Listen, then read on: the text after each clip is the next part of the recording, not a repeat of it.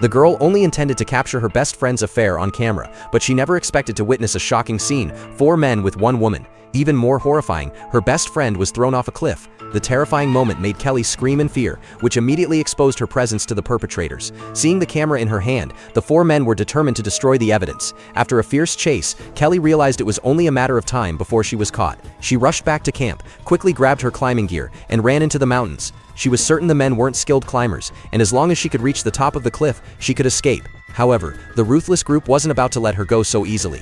One of the men, Tyler, didn't hesitate to climb after her. Even though Kelly had a head start, Tyler quickly closed the distance thanks to his physical advantage. Just as he was about to grab her, he pulled too hard and accidentally tore her backpack. He nearly fell off the cliff himself. Taking the opportunity, Kelly retrieved her dropped camera, secured it in her bag, adjusted her position, and continued climbing.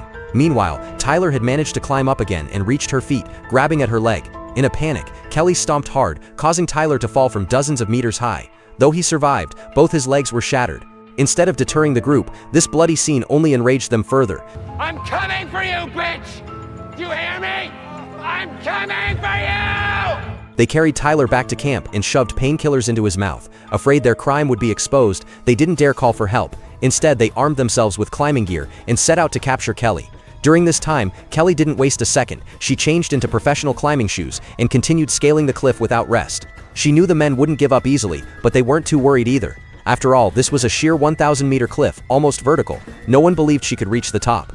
Meanwhile, Chuck found Kelly's dropped phone at the base of the cliff. When George saw it, he suddenly thought of Tyler back at camp and claimed he had forgotten his climbing gloves and needed to return. Chuck grew suspicious of George's real intentions, knowing full well what George was capable of. The sun grew scorching and the cliff face became increasingly treacherous. But Kelly pushed on. If she could survive everything so far, her next obstacle was perhaps the most terrifying, because climbers weren't the only ones on the cliff. When Kelly encountered a small animal ahead, she was so tense she could hardly breathe.